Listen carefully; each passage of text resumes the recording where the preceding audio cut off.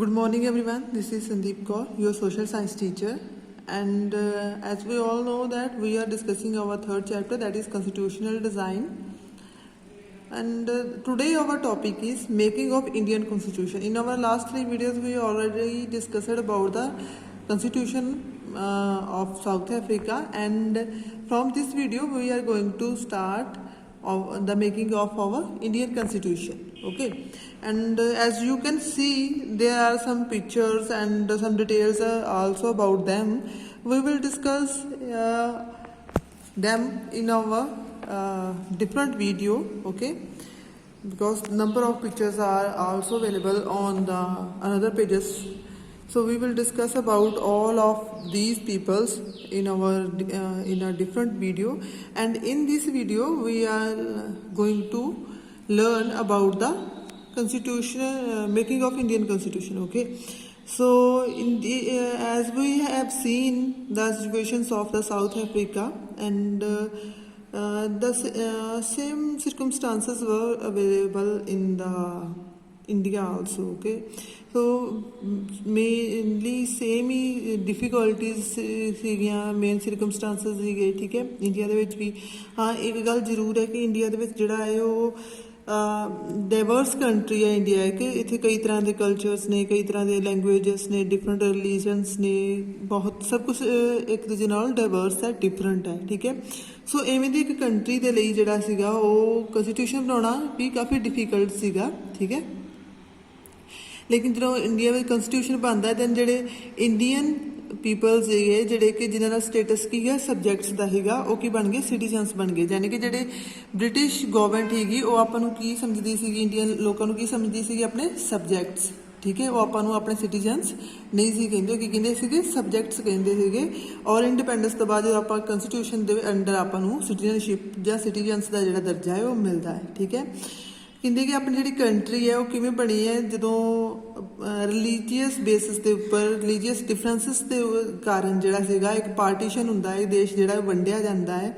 ਠੀਕ ਹੈ, ਔਰ ਇੱਕ ਬੜਾ ਹੀ ਡਰਾਮੈਟਿਕ, ਮਤਲਬ ਬੜਾ ਹੀ ਭਿਆਨਕ ਜਿਹੜਾ ਐਕਸਪੀਰੀਅੰਸ ਸੀਗਾ ਉਹ ਲੋਕਾਂ ਨੇ ਕੀਤਾ ਭਾਰਤ ਅਤੇ ਪਾਕਿਸਤਾਨ ਦੇ ਵਿੱਚ. ਠੀਕ ਹੈ, ਔਰ ਆਲਮੋਸਟ ਜਿਹੜਾ ਸੀਗਾ ਉਹ 10 ਲੱਖ ਦੇ ਕਰੀਬ ਲੋਕ ਜਿਹੜੇ ਸੀਗੇ ਦੋਨੋਂ ਸਾਈਡਸ ਦੇ ਉੱਤੇ ਜਿਹੜੇ ਸੀਗੇ ਉਹ ਇਹਨਾਂ ਵਾਇਲੈਂਟ ਜਿਹੜੇ ਹੋਏ, ਰਿਓਟਸ ਹੋਏ ਜਾਂ ਕਿਸੇ ਵੀ ਤਰੀਕੇ ਦੀ ਹਿੰਸਾ ਆਈ, ਉਹਦੇ ਵਿੱਚ ਉਹ ਮਾਰੇ ਗਏ. ਠੀਕ ਹੈ, ਇੱਕ ਹੋਰ ਪ੍ਰੋਬਲਮ ਸੀਗੀ ਜਿਹੜੀ ਇਸ ਟਾਈਮ ਤੇ ਮੇਜਰ ਸੀਗੀ ਇੰਡੀਆ ਦੇ ਵਿੱਚ, ਉਹ ਕੀ ਸੀਗੀ ਕਿ ਜਿਹੜੇ ਬ੍ਰਿਟਿਸ਼ ਪੀਪਲ ਸੀਗੇ, ਜਦੋਂ ਬ੍ਰਿਟਿਸ਼ ਗਵਰਨਮੈਂਟ ਇੱਥੋਂ ਜਾਂਦੀ ਹੈ ਦੈਨ ਉਹ ਜਿਹੜੀਆਂ ਆਪਣੀਆਂ ਪ੍ਰਿੰਸਲੀ ਸਟੇਟਸ ਹੁੰਦੀਆਂ, ਯਾਨੀ ਕਿ ਜਿਹੜੇ ਦੇਸੀ ਰਾਜਿਆਂ ਦੀਆਂ ਰਿਆਸਤਾਂ ਸੀਗੀਆਂ, ਉਹਨਾਂ ਨੂੰ ਇੱਕ ਰਾਈਟ ਦੇ ਕੇ ਗਏ ਕਿ ਤੁਸੀਂ ਆਪਣੀ ਮਰਜ਼ੀ ਦੇ ਨਾਲ ਇੰਡੀਆ ਜਾਂ ਪਾਕਿਸਤਾਨ ਦੇ ਨਾਲ ਮਿਲ ਸਕਦੇ ਹੋ. ਅਗਰ ਤੁਸੀਂ ਨਹੀਂ ਇਹਨਾਂ ਨਾਲ ਮਰਜ ਹੋਣਾ ਚਾਹੁੰਦੇ ਦੈਨ ਤੁਹਾਡੀ ਇੱਕ ਖੁਦ ਦੀ ਚੋਇਸ ਹੋਏਗੀ, ਤੁਸੀਂ ਇੰਡੀਪੈਂਡੈਂਟ ਵੀ ਰਹਿ ਸਕਦੇ ਹੋ. ਸੋ ਇਹ ਇੱਕ ਦੇਸ਼ ਦੀ ਜਿਹੜੀ ਏਕਤਾ ਹੈ, ਯੂਨਿਟੀ ਦੇ ਲਈ ਇੱਕ ਬੜਾ ਵੱਡਾ ਚੈਲੰਜ ਸੀਗਾ, ਕਿਉਂਕਿ ਇਹ ਟੋਟਲੀ ਡਿਪੈਂਡ ਕਰਦਾ ਸੀਗਾ ਪ੍ਰਿੰਸਲੀ ਸਟੇਟਸ ਤੇ ਕਿ ਉਹ ਜਾ ਕੇ ਇੰਡੀਆ ਨਾਲ ਮਿਲਦੀਆਂ ਜਾਂ ਪਾਕਿਸਤਾਨ ਨਾਲ ਮਿਲਦੀਆਂ ਜਾਂ ਉਹ ਇੰਡੀਪੈਂਡੈਂਟ ਰਹਿੰਦੀਆਂ. ਠੀਕ ਹੈ, ਸੋ ਉਹਨਾਂ ਨੂੰ ਮਰਜ ਕਰਨਾ ਬੜਾ ਇੱਕ ਮੁਸ਼ਕਿਲ ਕੰਮ ਸੀਗਾ, ਅਨਸਰਟੇਨ ਟਾਸਕ ਸੀਗਾ, ਬੜਾ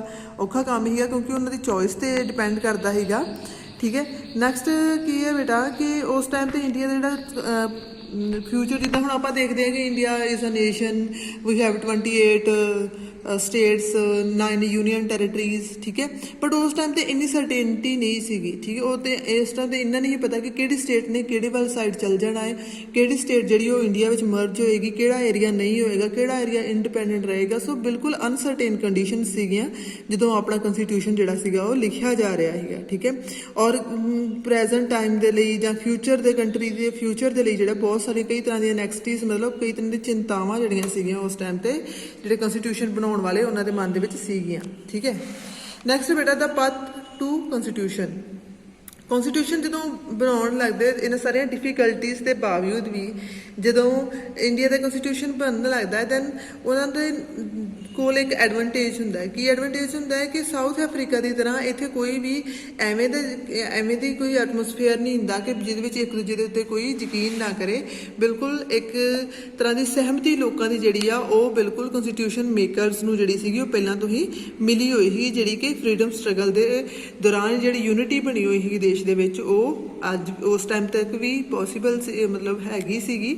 ਔਰ ਉਹੀ ਜਿਹੜੀ ਇੱਕ ਯੂਨਿਟੀ ਸੀਗੀ ਉਹ ਇੱਕ ਤਰ੍ਹਾਂ ਦੀ ਸਹਿਮਤੀ ਦੇ ਰੂਪ ਵਿੱਚ ਜਿਹੜਾ ਸੀਗਾ ਉਹ ਕਨਸਟੀਟਿਊਸ਼ਨ ਮੇਕਰਸ ਦੇ ਨਾਲ ਸੀਗੀ। ਠੀਕ ਹੈ, ਆਪਣੀ ਜਿਹੜੀ ਨੈਸ਼ਨਲ ਮੂਵਮੈਂਟ ਜਿਹੜਾ ਚੱਲੀ ਹੈ ਉਹ ਸਿਰਫ ਇੱਕ ਨੈਸ਼ਨਲ ਮੂਵਮੈਂਟ ਜਿਹੜੀ ਸੀ ਉਹ ਇੱਕ ਸਟਰਗਲ ਮੂਵਮੈਂਟ ਇਸ ਲਈ ਨਹੀਂ ਹੈ ਕਿ ਸਾਨੂੰ ਇੰਡੀਪੈਂਡੈਂਸ ਮਿਲ ਜੇ ਜਾਂ ਫੋਰਨ ਰੂਲ ਦੇ ਅਗੇਂਸਟ ਨਹੀਂ ਹੈਗੀ, ਬਲਕਿ ਉਹ ਸਾਡੇ ਦੇਸ਼ ਦੀ ਜਿਹੜੀ ਅੰਦਰੂਨੀ ਪ੍ਰੋਬਲਮਸ ਨੇ, ਜਿਹੜੀਆਂ ਸੋਸ਼ਲ ਪ੍ਰੋਬਲਮਸ ਨੇ, ਜਿਸ ਦਾ ਸਭ ਤੋਂ ਵੱਡੀ ਪ੍ਰੋਬਲਮ ਹੈ ਛੂਆਛੂਤ ਦਾ, ਕਾਸਟਿਜ਼ਮ ਹੈਗਾ, ਠੀਕ ਹੈ, ਜਾਤ ਪਾਤ, ਇਹਨਾਂ ਦੇ ਅਗੇਂਸਟ ਵੀ ਇਹ ਜਿਹੜੀ ਮੂਵਮੈਂਟ ਸੀਗੀ ਉਹ ਨਾਲ ਦੀ ਨਾਲ ਫੋਰਨ ਰੂਲ ਦੇ ਨਾਲ ਅਗੇਂਸਟ ਤੇ ਹੈ ਹੀ ਸੀਗੀ, ਬ੍ਰਿਟਿਸ਼ ਦੇ ਅਗੇਂਸਟ ਸੀਗੀ, ਲੇਕਿਨ ਜਿਹੜੀਆਂ ਇੰਡੀਆ ਦੇ ਇੰਟਰਨਲ ਪ੍ਰੋਬਲਮਸ ਸੀਗੀਆਂ, ਸੋਸ਼ਲ ਪ੍ਰੋਬਲਮਸ ਸੀਗੀਆਂ, ਉਹਨਾਂ ਦੇ ਅਗੇਂਸਟ ਵੀ ਇਹ ਜਿਹੜੀ ਸਟਰਗਲ ਸੀਗੀ ਇਹਨੇ ਕੰਮ ਕੀਤਾ। ਔਰ ਕਈ ਤਰ੍ਹਾਂ ਦੀਆਂ ਇੰਡੀਆ ਦੇ ਵਿੱਚ ਜਿਹੜੀਆਂ ਸੋਸ਼ਲ ਪ੍ਰੋਬਲਮ ਸੀਗੀਆਂ, ਮੇਨਲੀ ਜਿਹੜੀ ਪ੍ਰੋਬਲਮ ਸੀਗੀ ਜਾਤ ਪਾਤ ਦੀ, ਠੀਕ ਹੈ, ਉਹਨੂੰ ਖਤਮ ਕਰਨ ਤੇ ਜਾਂ ਕਹਿ ਸਕਦੇ ਕਿ ਉਹਦਾ ਅਸਰ ਖਤਮ ਕਰਨ ਤੇ ਜਾਂ ਉਹਨੂੰ ਘੱਟ ਕਰਨ ਦੇ ਤੇ ਜਿਹੜਾ ਹੈਗਾ ਮੇਨਲੀ ਫੋਕਸ ਉਸ ਟਾਈਮ ਤੇ ਕੀਤਾ ਗਿਆ। ਠੀਕ ਹੈ, ਸੋ ਇੱਕ ਜਿਹੜੀ ਫਰੀडम ਸਟਰਗਲ ਹੈਗੀ ਉਹਨੇ ਆਪਾਂ ਨੂੰ ਇੱਕ ਯੂਨਿਟੀ ਦੀ ਫੀਲਿੰਗ ਦਿੱਤੀ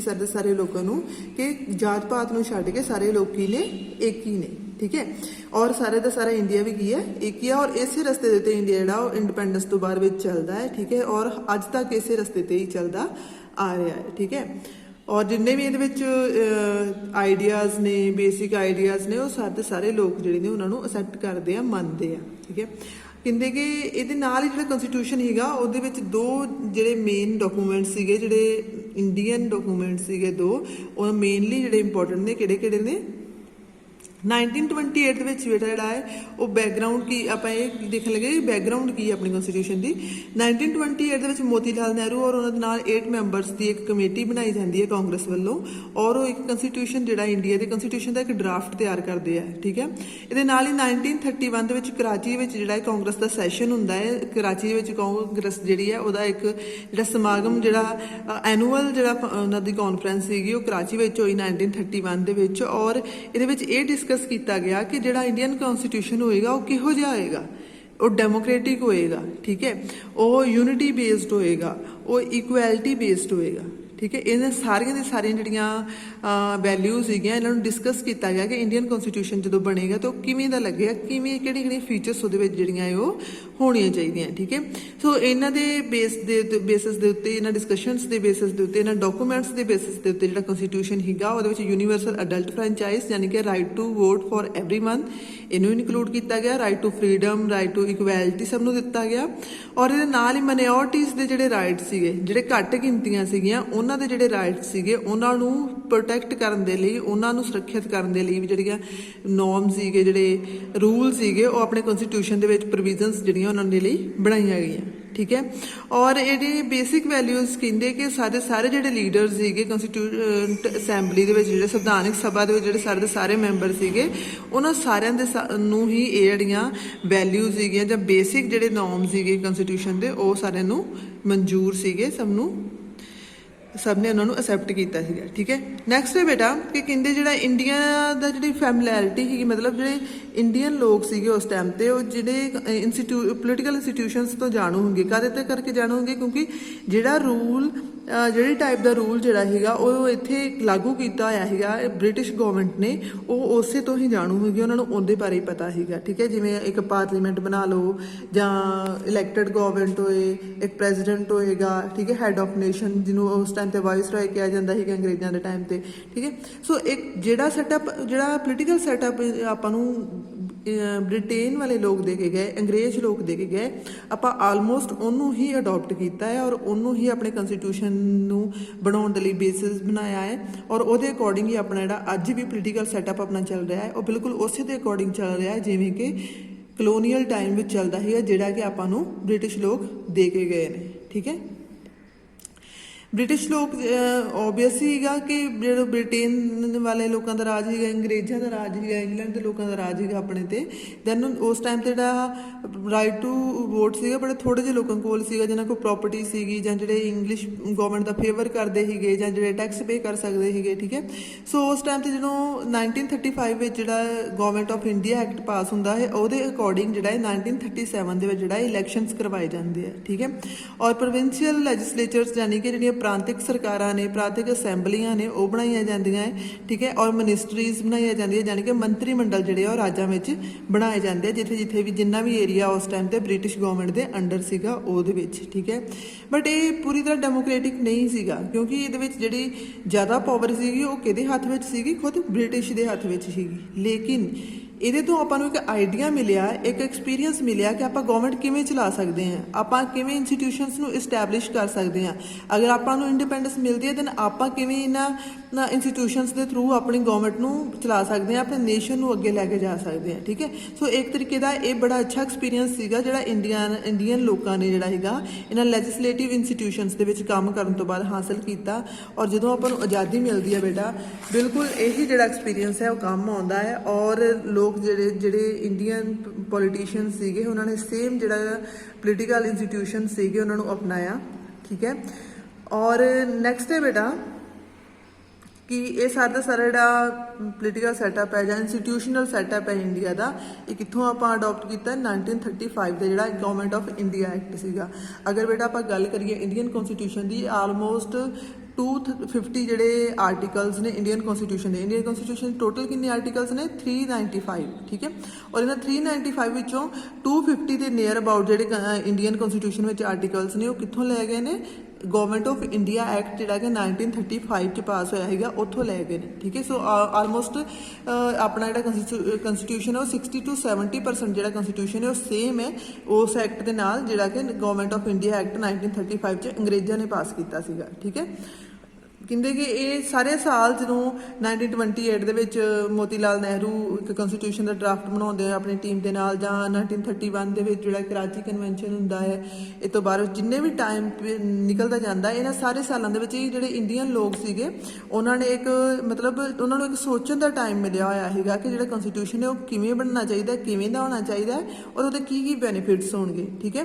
ਔਰ ਜਦੋਂ ਇਹਨਾਂ ਸਾਰੇ ਸਾਲਾਂ ਤੋਂ ਬਾਅਦ ਜਦੋਂ ਆਪਾਂ ਨੂੰ ਇੰਡੀਪੈਂਡੈਂਸ ਮਿਲਦੀ ਹੈ, ਇੰਡੀਆ ਇੰਡੀਪੈਂਡੈਂਟ ਹੁੰਦਾ ਹੈ, ਦੈਨ ਆਪਣੇ ਜਿਹੜੇ ਲੀਡਰ ਸੀਗੇ ਉਹਨਾਂ ਵਿੱਚ ਇੰਨਾ ਕੌਨਫੀਡੈਂਸ ਸੀਗਾ ਕਿ ਉਹਨਾਂ ਨੇ ਮਤਲਬ ਆਪਣਾ ਕਨਸਟੀਟਿਊਸ਼ਨ ਆਪ ਬਣਾਇਆ। ਔਰ ਬਹੁਤ ਸਾਰੀਆਂ ਚੀਜ਼ਾਂ ਨੇ ਜਿਹੜੀਆਂ ਆਪਾਂ ਦੂਜੇ ਦੇਸ਼ਾਂ ਦੇ ਕਨਸਟੀਟਿਊਸ਼ਨਸ ਤੋਂ ਲਈਆਂ ਹੋਈਆਂ, ਲੇਕਿਨ ਆਪਾਂ ਉਹਨਾਂ ਨੂੰ ਐਜ਼ ਇਟ ਫੋਲੋ ਨਹੀਂ ਕੀਤਾ। ਆਪਾਂ ਉਹਨਾਂ ਨੂੰ ਕਿਵੇਂ ਫੋਲੋ ਕੀਤਾ ਹੈ? ਆਪਣੀਆਂ ਕੰਡੀਸ਼ਨਸ ਦੇ ਅਕੋਰਡਿੰਗ, ਆਪਣੀਆਂ ਲੋੜਾਂ ਦੇ ਅਨੁਸਾਰ, ਠੀਕ ਹੈ। ਜਿਵੇਂ ਜਿਵੇਂ ਆਪਾਂ ਨੂੰ ਲੋੜ ਸੀਗੀ ਆਪਾਂ ਉਹਨਾਂ ਜਿਹੜੀਆਂ ਪ੍ਰੋਵੀਜ਼ਨ ਸੀਗੀਆਂ ਉਹਨਾਂ ਨੂੰ ਮੋਲਡ ਕਰਕੇ ਆਪਣੇ ਅਕੋਰਡਿੰਗ ਉਹਨਾਂ ਨੂੰ ਯੂਜ਼ ਕੀਤਾ ਹੈ, ਠੀਕ ਹੈ। ਜਿਵੇਂ ਕਿ ਦੇਖੋ ਕਿ ਕਿੰਨੇ ਬਹੁਤ ਸਾਰੇ ਲੀਡਰ ਸੀਗੇ ਜਿਹੜੇ ਕਿ ਫ੍ਰੈਂਚ ਰੈਵੋਲੂਸ਼ਨ ਤੋਂ ਬਹੁਤ ਜ਼ਿਆਦਾ ਪ੍ਰਭਾਵਿਤ ਸੀਗੇ। ਦੈਨ ਫ੍ਰੈਂਚ ਰੈਵੋਲੂਸ਼ਨ ਤੋਂ ਆਪਾਂ ਕੀ ਲਿਆ? ਆਪਾਂ ਫੰਡਾਮੈਂਟਲ ਰਾਈਟਸ ਲਏ, ਠੀਕ ਹੈ। ਆਪਣੇ ਕਨਸਟੀਟਿਊਸ਼ਨ ਦੇ ਵਿੱਚ ਆਪਾਂ ਨੂੰ ਫੰਡਾਮੈਂਟਲ ਰਾਈਟਸ ਪ੍ਰੋਵਾਈਡ ਕੀਤੇ ਗਏ, ਠੀਕ ਹੈ। ਸੈਕਿੰਡ ਦੇਖੋ ਕਿ ਬਹੁਤ ਸਾਰੇ ਐਵੇਂ ਦੇ ਲੀਡਰ ਸੀਗੇ ਜਿਹੜੇ ਬ੍ਰਿਟੇਨ ਦੇ ਪਾਰਲੀਮੈਂਟਰੀ ਸਿਸਟਮ ਤੋਂ ਬਹੁਤ ਜ਼ਿਆਦਾ ਮਤਲਬ ਇੰਪ੍ਰੈਸਡ ਸੀਗੇ, ਸੋ ਆਪਾਂ ਪਾਰਲੀਮੈਂਟਰੀ ਸਿਸਟਮ ਨੂੰ ਅਡੋਪਟ ਕਰ ਲਿਆ, ਠੀਕ ਹੈ। ਨੈਕਸਟ ਹੈ ਕਿ ਬਹੁਤ ਸਾਰੇ ਐਵੇਂ ਦੇ ਲੋਕ ਸੀਗੇ bill of rights in US, ਠੀਕ ਹੈ, ਉਹ ਤੋਂ ਇੰਪ੍ਰੈਸਡ ਸੀਗੇ। ਇਹਦੇ ਨਾਲ ਹੀ ਦੇਖੋ ਅਗਰ ਰਸ਼ੀਆ ਦੀ ਗੱਲ ਕਰੀਏ ਤਾਂ ਦੈਨ ਰਸ਼ੀਆ ਦੇ ਵਿੱਚ ਜਿਹੜਾ ਹੈਗਾ ਇੱਕ ਕਹਿ ਸਕਦਾ ਆਪਾਂ ਇਕੁਐਲਿਟੀ ਬੇਸਡ ਜਿਹੜਾ ਸੋਸ਼ਲ ਐਂਡ ਇਕਨੋਮਿਕ ਸਿਸਟਮ ਹੈ ਆਪਾਂ ਉਹਨੂੰ ਉੱਥੋਂ ਅਡੋਪਟ ਕਰਨ ਦੀ ਕੋਸ਼ਿਸ਼ ਕੀਤੀ, ਲੇਕਿਨ ਆਪਾਂ ਨੂੰ ਐਜ਼ ਇਟ ਫੋਲੋ ਨਹੀਂ ਕੀਤਾ। ਆਪਾਂ ਉਹਨਾਂ ਨੂੰ ਆਪਣੀਆਂ ਕੰਡੀਸ਼ਨਸ ਦੇ ਅਕੋਰਡਿੰਗ ਮੋਲਡ ਕਰਕੇ ਉਹਨਾਂ ਨੂੰ ਫੋਲੋ ਕਰਨ ਦੀ ਕੋਸ਼ਿਸ਼ ਕੀਤੀ ਹੈ, ਅਡੋਪਟ ਕਰਨ ਦੀ ਕੋਸ਼ਿਸ਼ ਕੀਤੀ ਹੈ, ਠੀਕ ਹੈ।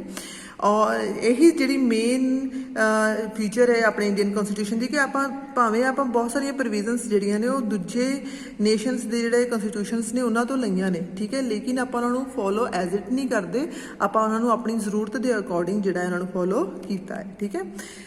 ਨੈਕਸਟ ਹੈ ਬੇਟਾ ਦਾ ਕੰਸਟੀਟਿਊਐਂਟ ਅਸੈਂਬਲੀ ਹੈ, ਇਹ ਆਪਾਂ ਨੈਕਸਟ ਵੀਡੀਓ 'ਚ ਕਰਾਂਗੇ, ਠੀਕ ਹੈ। Thank you.